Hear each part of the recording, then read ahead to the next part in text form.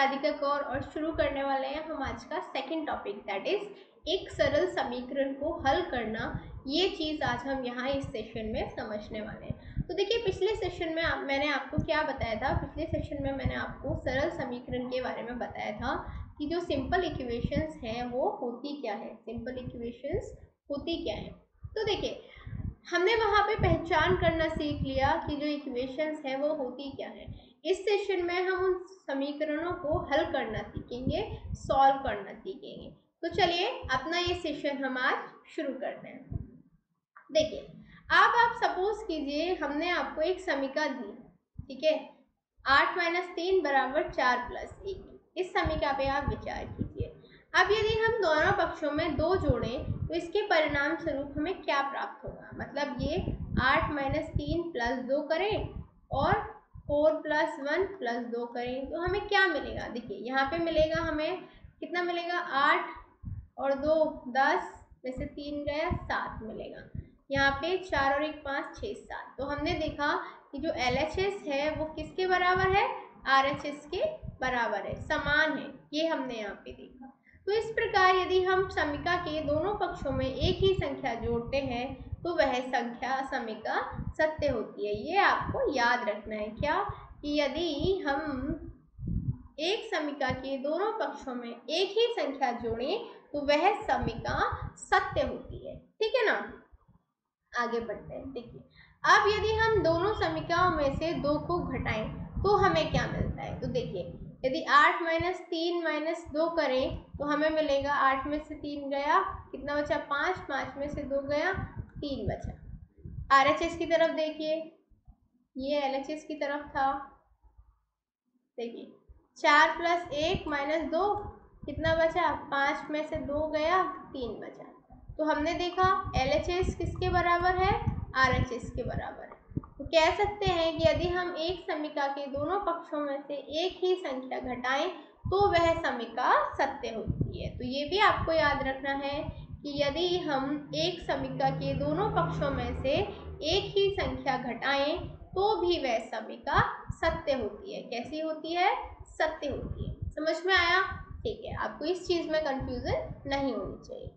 अच्छा, इसी प्रकार यदि हम एक समीकरण के दोनों पक्षों को एक ही शून्येतर मतलब नॉन जीरो संख्या से गुणा करें या भाग दें तब भी जो समीकरण है वो सत्य होती है। ठीक है, मतलब ये देखिए, 3 में गुणा करा 8 - 3 में, तो 3 × 5 कितना आया? 15 आया। दूसरी तरफ देखिए, गुणा किया 4 + 1 कितना आया?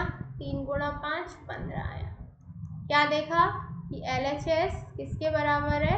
RHS के बराबर। तो ये भी चीज हमको याद रखनी पड़ेगी कि यदि हम एक समीकरण के दोनों पक्षों में एक ही शून्येतर मतलब नॉन जीरो संख्या से गुणा दें या भाग दें तब भी जो समीकरण है वो सत्य ही होती है। तो ये कुछ ऐसे पॉइंट हैं जो आपको याद रखने की जरूरत है। इसके बाद हम इक्वेशंस को हल करना सीख सकते हैं। अब देखिए, आइए अब हम उपयुक्त समीकरण के दोनों पक्षों को 2 से भाग करके भी देख लेते हैं। तो हमने क्या किया? 8 में से 3 इसको भाग दिया 2 से, तो ये बचा 5, 5 को भाग दिया 2 से।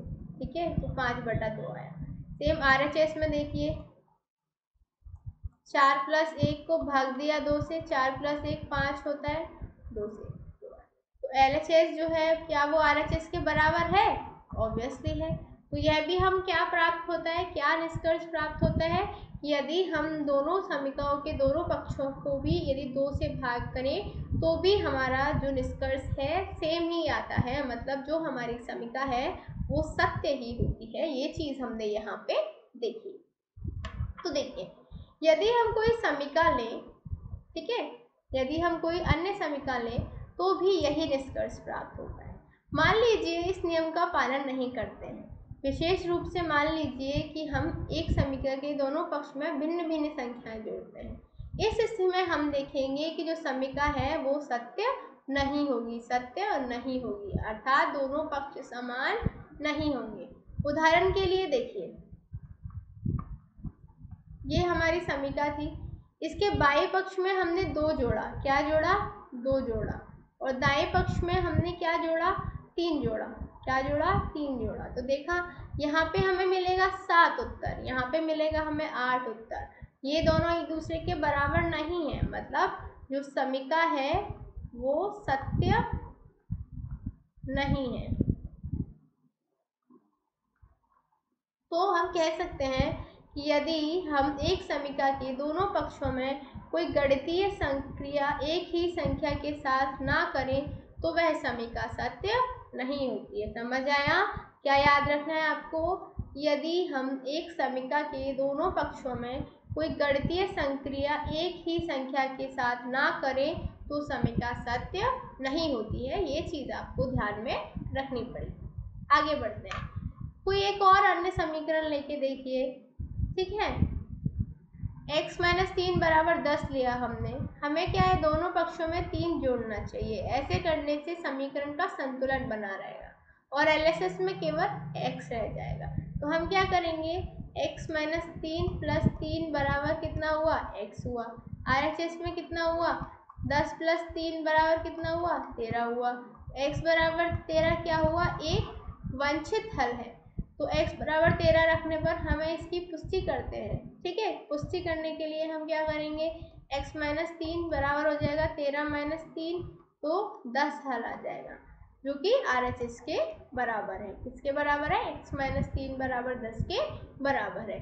तो हम ये कह सकते हैं, इस तरीके से हम समीकरणों की क्या करते हैं, बराबरता को जानते हैं। ठीक है, तो ये कुछ चीज़ें हैं, ये कुछ फैक्ट्स हैं जो आपको पता होना चाहिए। जितनी अच्छी तरह से आपको ये चीज़ें एक्सप्लेन में होंगी, समझ में आएंगी, उतनी ही आसानी से आप सवालों को हल कर पाएंगे। अब देखिए, आपको हम एक समीकरण को हल करने को देते हैं और देखते हैं आप कर पाते हैं या नहीं। देखिए, 3n प्लस 7 बराबर 25, इस सवाल को आपको हल करना है।